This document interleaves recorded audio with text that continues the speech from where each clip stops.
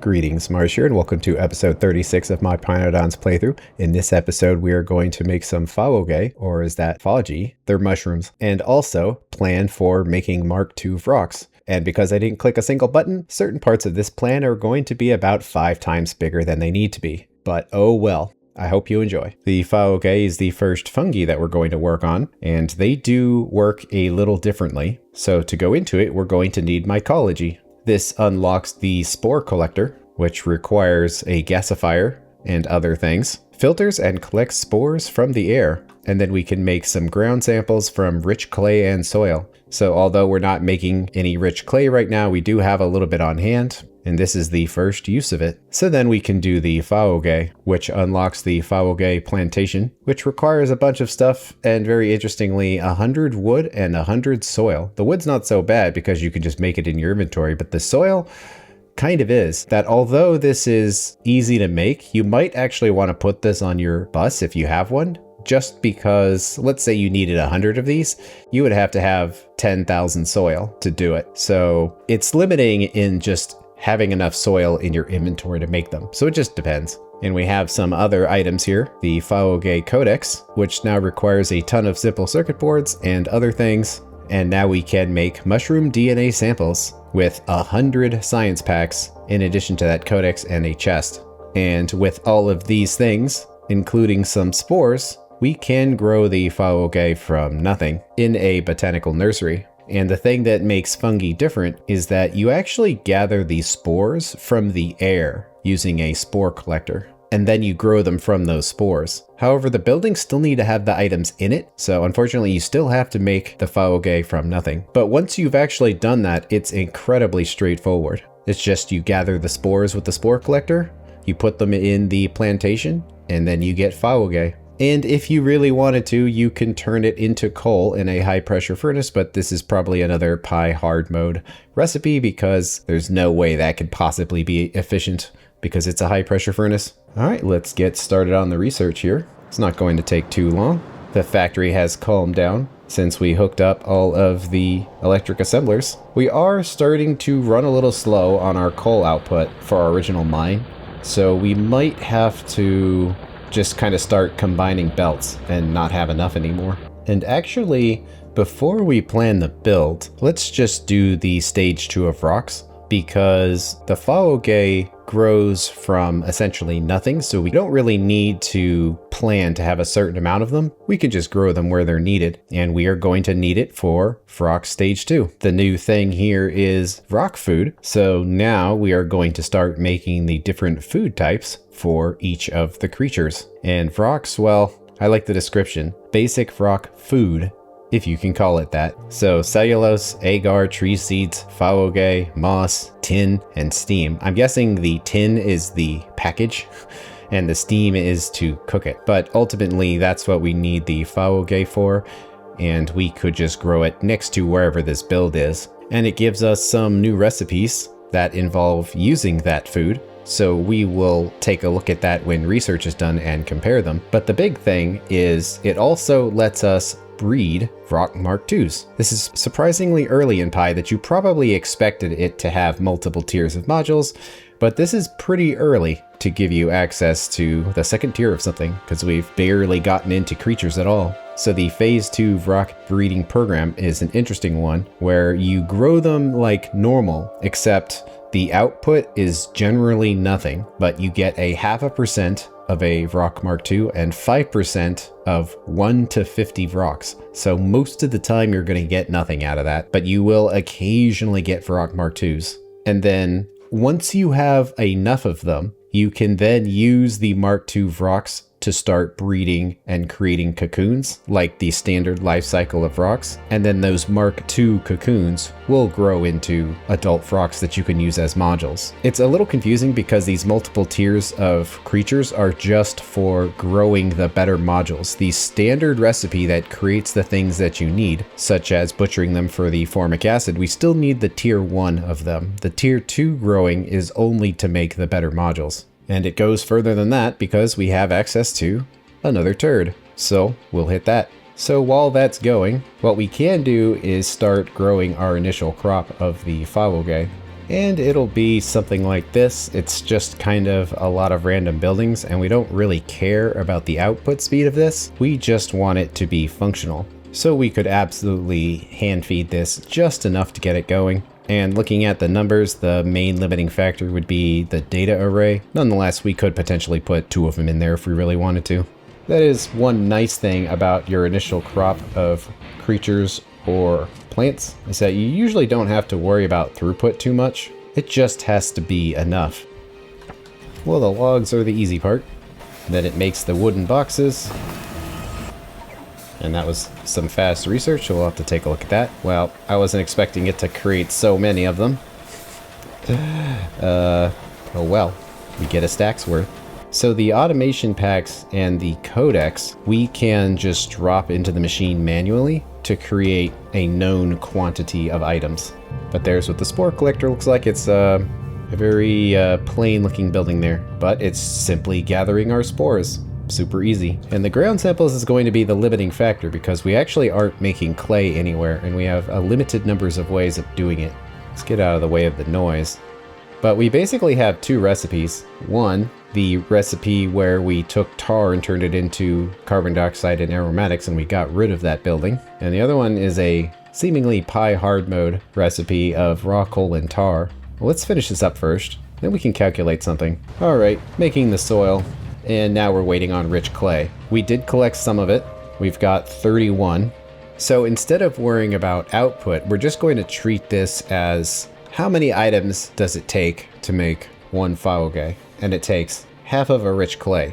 So if we have 31 rich clays, we will be able to make 62 of them with what we have. And we don't really care about the throughput, we're just looking at the raw numbers. So it means we're going to need 30,100 automation science packs, so hoo boy.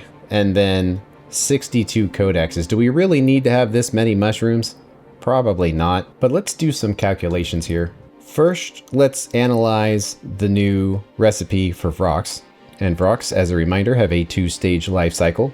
First is the cocoons, and the new recipe doubles the input of most things and adds a vrauk food, and it actually makes the crafting time go down by 5 seconds. And then the output doubles. So that's a pretty huge output increase. It doesn't really help efficiency that much because it is doubling the inputs of everything, but also it only requires a single vrauk food to be added to this. So essentially that recipe is more than doubling the output of the buildings. Efficiency doesn't really change. It does with electricity, but not for materials. And then actually making the vrauks themselves, it's a pretty similar story here, where you add 2 food and twice as much cocoons, not quite twice as much moss, and you have to add sap, and it goes from 160 seconds to 130, but instead of 2 vrauks, you actually get 4. So I would say that's pretty good. And there's actually another efficiency increase we need to think about, and that's our vrauk turd that we just researched. The first one here, reuse water, will basically take it to where it doesn't need to have the water barrels anymore. Presumably that the water processing happens inside the building itself. And this is awful. Not that it changes anything, it's actually quite easy to deal with the water barrels, so picking this is kind of silly. And if you aren't doing direct insertion with the water barrels, then this might seem pretty good because you're like, oh, that's going to remove a bunch of items on belts, but it's not an issue to just put one of these barreling machines between buildings and just direct insert the resources in. So I would say that's pretty bad. The second one here is the natural cycle. What it essentially does is turn the lights off at night. How kind. It reduces the speed of the building by 25%, but increases the productivity by 15% and reduces the energy consumption by 50%. And what's really interesting is if you make a vrauk paddock, you get lights. So look at the products here, where normally when you make something, you just get the building. But after you upgrade, you get the building and lamps. And you don't actually put the lamps into the recipe, so anytime you're gonna need to make vrauk paddocks, you're gonna get a bunch of free lights. So it's a very roundabout way of doing things, but I guess that's Pi's way of saying you took out the lights. So when the sun goes down, they sleep. And this essentially applies to every single tier. And since the previous tier goes into the next one, you actually get a ton of lamps when you're making these high-end vrauk paddocks. So it's just Kind of funny. And then we have Wohler synthesis. And right now it doesn't make a whole lot of sense because we're not doing these resources yet, but it just adds a single recipe of cyanic acid, hydrogen, and formic acid, which comes from the vrauks, and then you can make ammonia out of it. So it's an alternate way of essentially making ammonia. And it certainly has its place, but usually when I do things, I like to pick just whatever has the highest material efficiency and go from there. So I'm going to pick the natural cycle. And we actually have 3 different things that we need to calculate for now. We need to calculate for the better modules for vrauks, the better/different recipe using vrauk food, and also now our buildings are going to be a little bit slower but more efficient because we picked that turd. And that change has already occurred. So if we go to our buildings, they now have a 15% productivity increase, but also they're slower. Luckily, rubber is doing pretty good. It's not quite maxed out, but there's a lot of rubber sitting in buildings across the factory now, so it's actually fine. But nonetheless, we're going to need to recalculate this, and so much is different. We have 3 separate things that have changed the ratio of these buildings, but also we have things like splitters and long-handed inserters. So this build is super outdated, and it would probably make sense to just build a new one as opposed to reusing this. Not to mention that we really need to create a centralized slaughter location for all of our critters rather than just doing it right here. So we've got a bit to calculate, and we need to do this calculation because we need to figure out how much food we need so that we can figure out how many mushrooms we need. So let's just assume our requirement are vrauks. One thing that many people pointed out is you can add the turd effects to Helmod here. It's actually in beacons. So if you go down to the bottom here, there's actually a turd beacon, which is specifically for this purpose. So we hit that, and then we come in here through the modules, and now we need to find the one we picked. And it is going to be somewhere in here. So it's, yeah, natural cycle. So we need to pick the one we want, make that the default. And it still has the 10 modules, but actually we want to get rid of them. And now put in the Mark IIs wherever they happen to be. Here we go. So now that effect has been added. And here's what the ratio looks like. It's 4 to 15. And looking at what we have now, watch it be pretty close. Yep.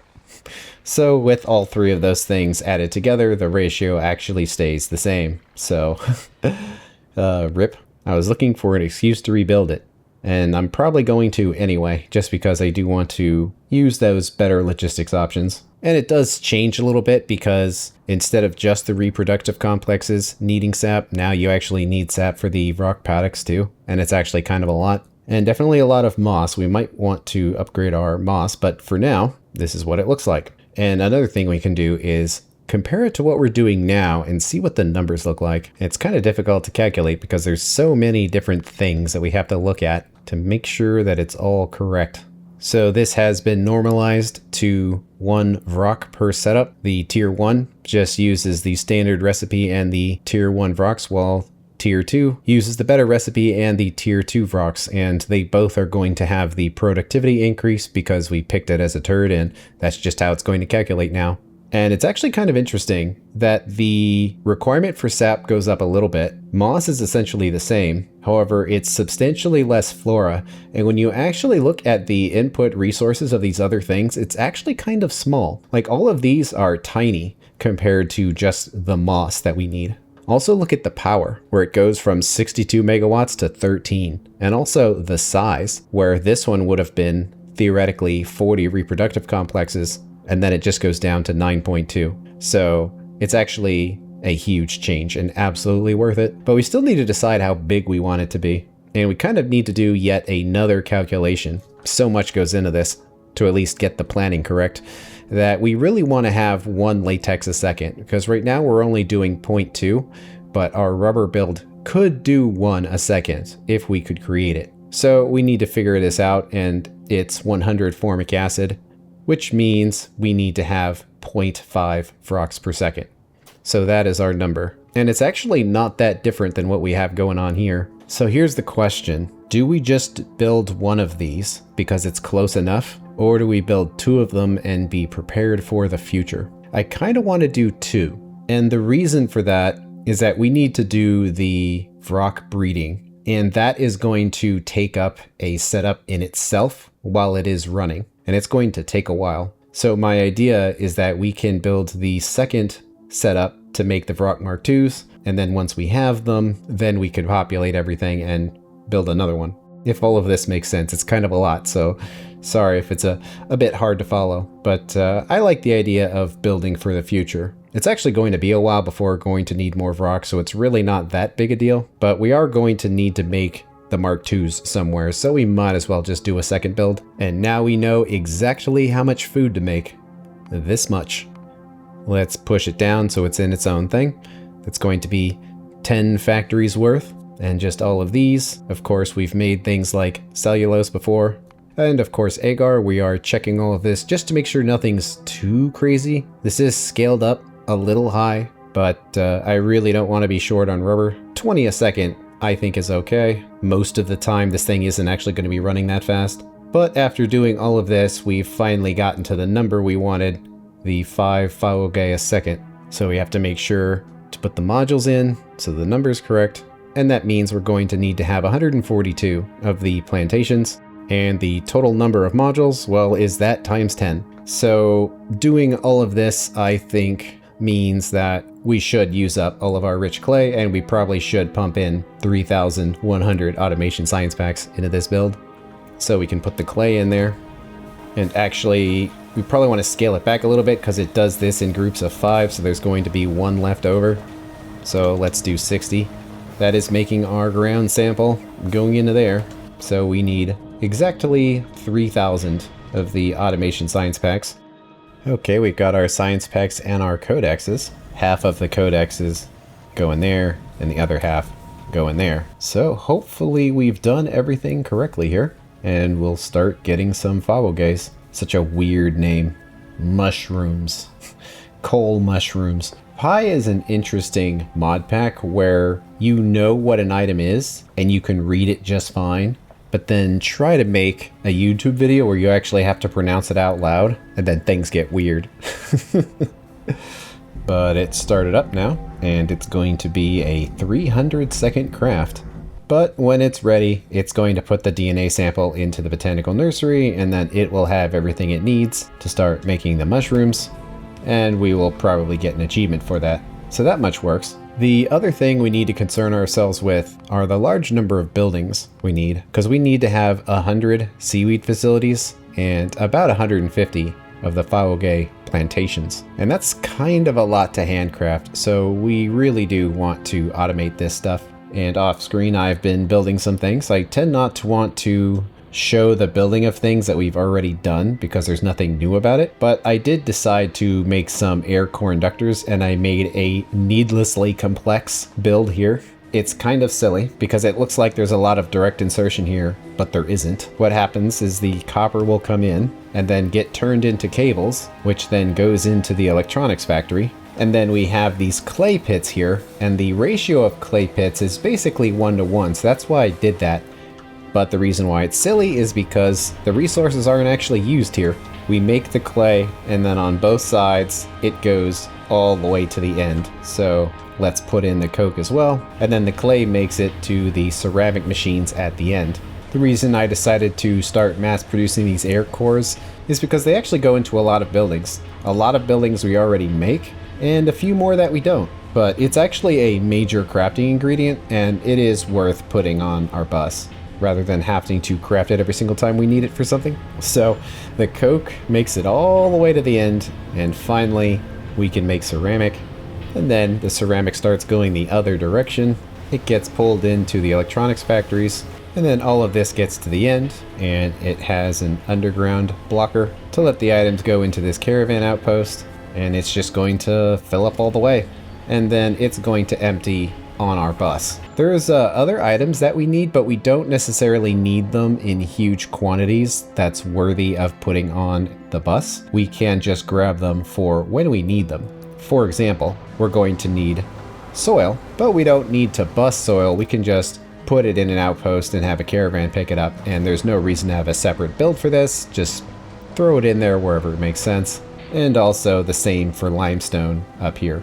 So coming up to our new build here, we've got another line of machines, and this is all specifically just to make these two buildings, where we're delivering tin and limestone here.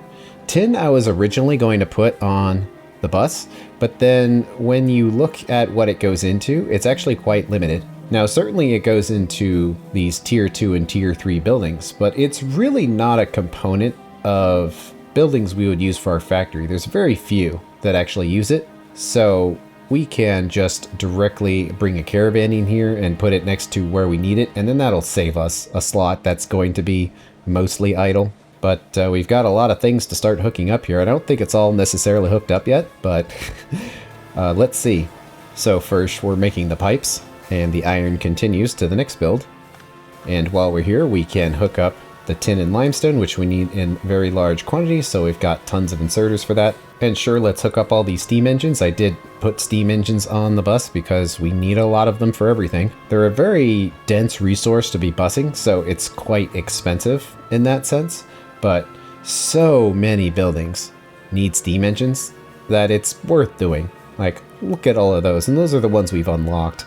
The ones we haven't unlocked are all of those, so it's worth it to bust them around. I did a lot of handcrafting in order to make those codexes, which required tinned cable, but it would be nice to actually have some in our inventory if we need it, since we needed the tinned cable anyway. And speaking of our mushrooms, there it is. But since we needed the tinned cables anyway to make the plantations, this would be a good opportunity to do this. And instead of sending another line of copper, I just put long-handed inserters to steal it from that other belt. They're hard to see, but they're on there. Well, while we're waiting for the air cores to get here, let's check out our mushrooms. There they are. We've got 2, a pretty common fungus. So this is going to take a while, but we've put everything in here that we need. So if we just let it run, we'll get the maximum amount that we can get. And power output, I imagine, is pretty high. Oh yeah, because we're firing a bunch of stuff up. So it's getting close, but close is not too much. So we're fine. Certainly whenever you hook bus items up, you will see power spikes because it's filling up huge buffers.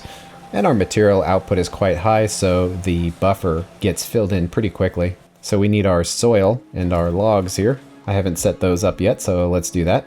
I just copy the schedules over, and then if you only have fill cargo like this, it's super easy. At this point, I'm not too concerned with having large buffers of resources inside the caravans and their outposts. It's just we're making enough of them that it's just easier to do this, so we don't actually have to type in numbers or anything.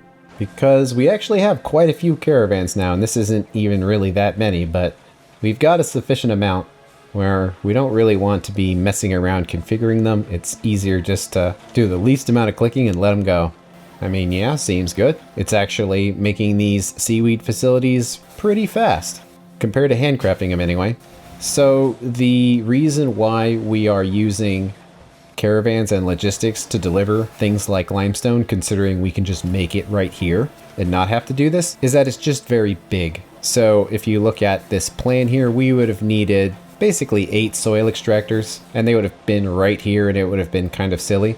And since space on our bus is actually kind of a premium, these are a lot of high throughput, expensive items we're making that we really don't want to waste space with a bunch of dumb buildings that are making things like limestone and soil. So it's actually better just to make that elsewhere and bring it in and just have one caravan depot handling everything. So essentially this one depot is doing the work of 8 buildings. But yeah, we are going to have our 100 seaweed facilities in no time. So the pipe machine puts the pipes on the top, and there we go, rapidly making the plantations. It's got to fill up. Look at these huge buffers in this building.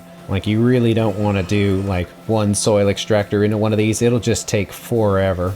But yeah, looking good. We're going to build up a ton of these rather quickly, and the seaweed facilities seem fine. So the other buildings that we need in much smaller quantities that we can just handcraft them, and we don't need to worry about all of that. Okay, now what? Well, we need to make the Vrauk food, and it would look something like this. So we've got a bit of a shopping list. And that's the end of this episode. On the next one, we are going to put our plans into effect and make a beautifully giant Vrauk food setup. Thanks for watching. I'll see you later.